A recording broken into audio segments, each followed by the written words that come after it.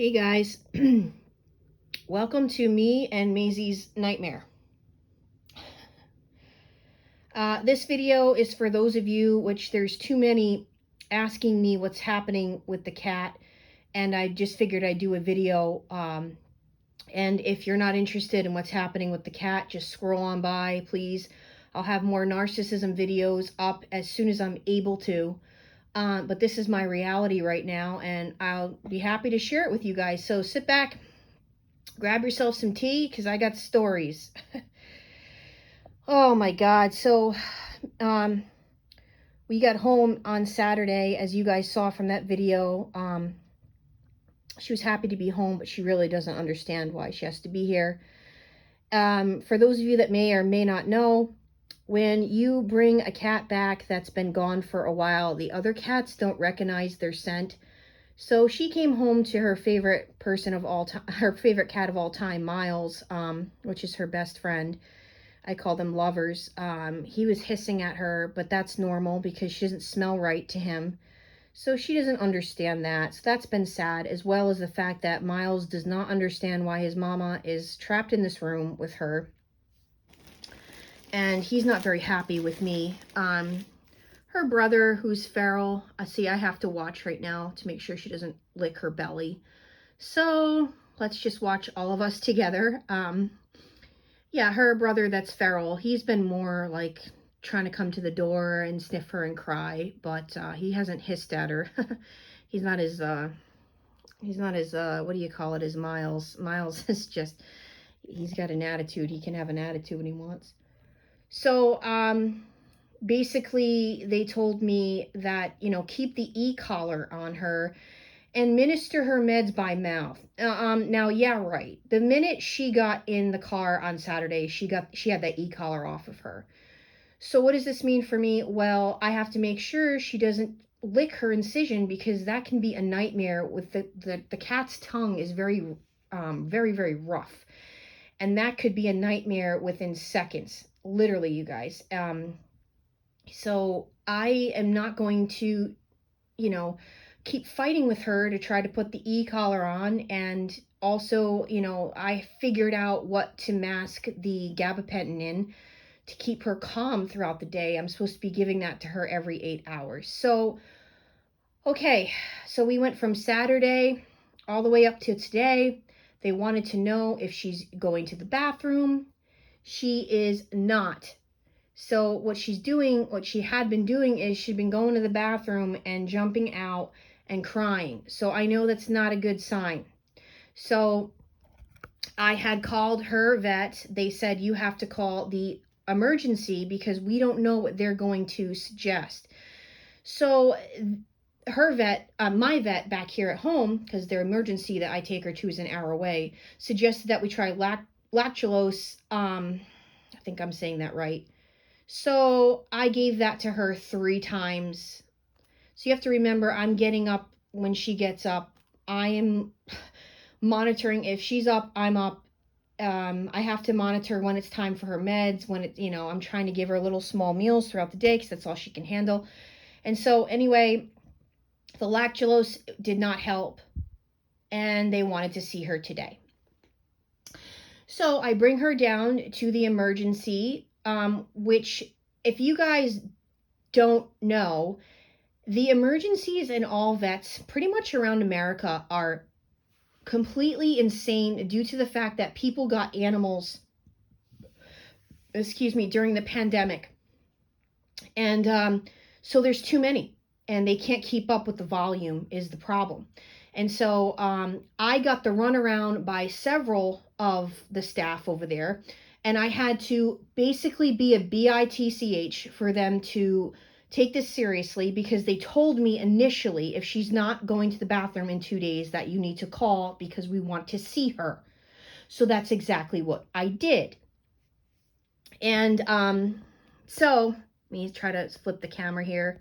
So that's exactly what I did. And I don't think I can flip the camera here. So anyway, I bring her in.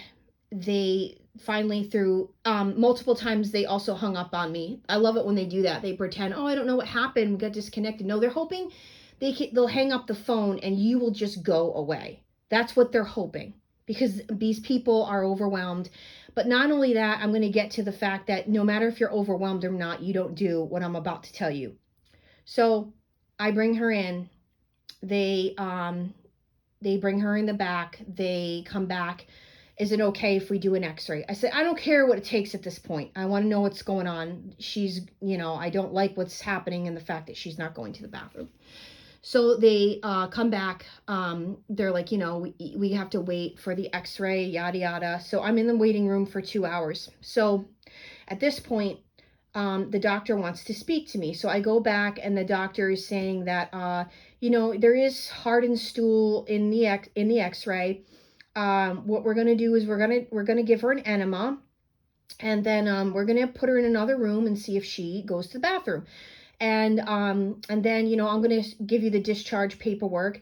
This doctor actually was better than any of the other doctors I had at this emergency in the last week, because she actually sat with me and answered all the questions I had and didn't rush me out the door, and didn't have this like dead eye, like no empathy look in her face.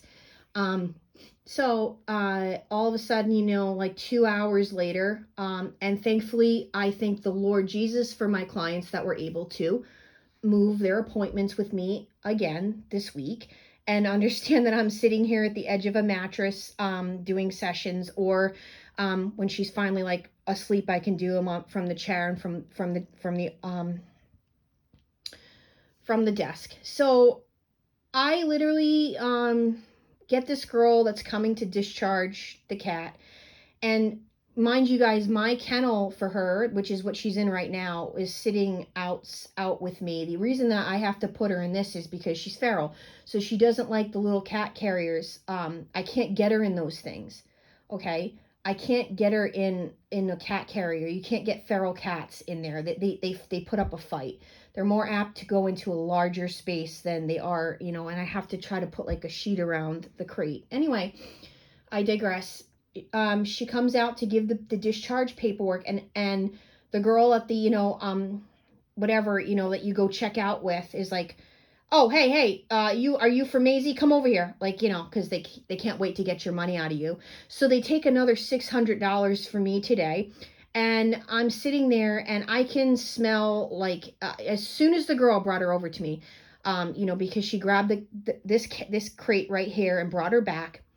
And the discharge, like the person taking the checkout, whatever, we both smell crap. And I look down and my cat, mind you, okay, looks like she just had her dignity completely stolen from her. Okay, she's like backed up into a corner with her cone on her head. She's loaded with crap, you guys. She had crap on her head.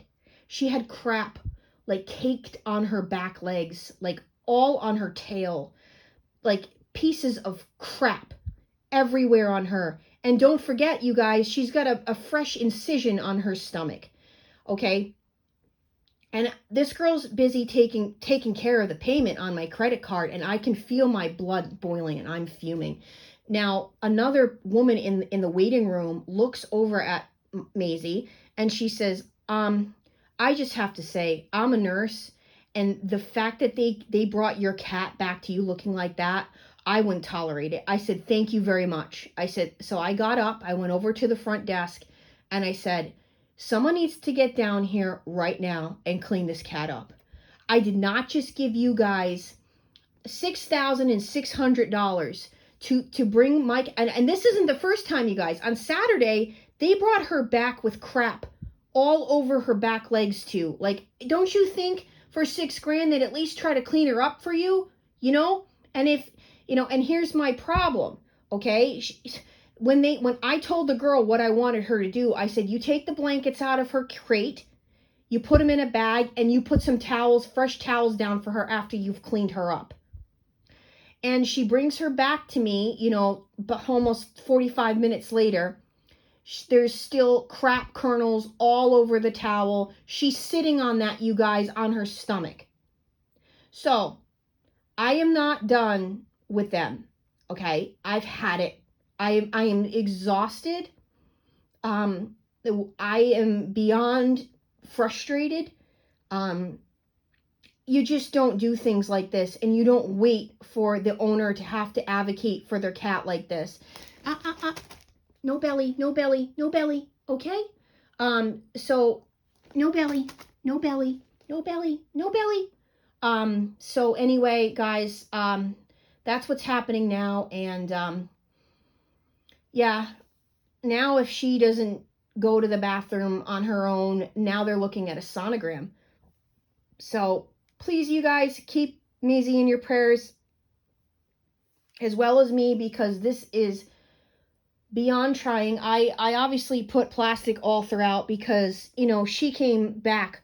I switched out the towels, obviously, put towels on where she likes to lay, but she's walking around, you know, I got my mattress here covered in plastic until she, you know, cleans herself, which she's very, very diligent about being clean. She doesn't like to be dirty like that. And she's, you know, gonna clean herself, and when she's nice and clean and everything, I can take this plastic out of here. But it's been a nightmare, you guys, and I just again want to thank all of you who have checked in on her and asked about her, and very much care about what's happening with her and her health. This is my cats are everything to me, as you guys know, and your donations to helping Maisie here, I will always be forever grateful to you guys who have helped. I'm not looking for a pity party. This is just my reality that I wanted to share with you guys. It's unbelievable how people treat other people and animals. I don't care that it was a full house in there today. You don't ever do that. Like, this girl thought it was okay. So I'm calling the doctor that saw her tomorrow, and she's going to get an earful, because if there's any type of infection that happens with this incision from crap, from her sitting in crap, I'm going to take it as far as I have to take it, because it's unbelievable. I would never. Anyway, I didn't even have a shot to, you know, I wasn't even thinking clear because I was seeing red, to take pictures of all this, but I did get witnesses in the waiting room, so I have that. Anyway, guys, that's what's happening. Again, when I can have some more freedom here, in between sessions, and obviously, you know, to take the time to take care of myself here. I look like something that the cat dragged in. I, of course, am going to put up videos. Again, I thank you guys that care and that wanted to know, and that's why I'm putting this video out. And I'm sorry for those of you that are upset that I haven't had a NARC video in a while. I got 400 and something NARC videos for you to scroll through in my catalog if you're feeling, you know, but this is just something I'm going through right now that is taking over. This nightmare started last Monday, and I am still going on this retreat.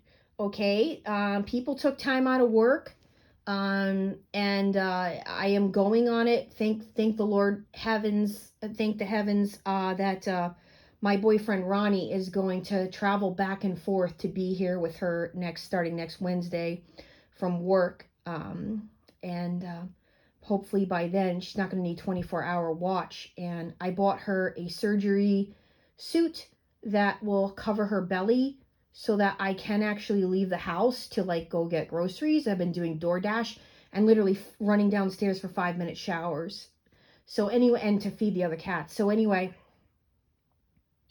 that's what's up. I thank God for him. That is going to help, because that's a lot on him. He works long hours very early in the morning, and the fact that he's going to travel back and forth an hour to help while I'm gone is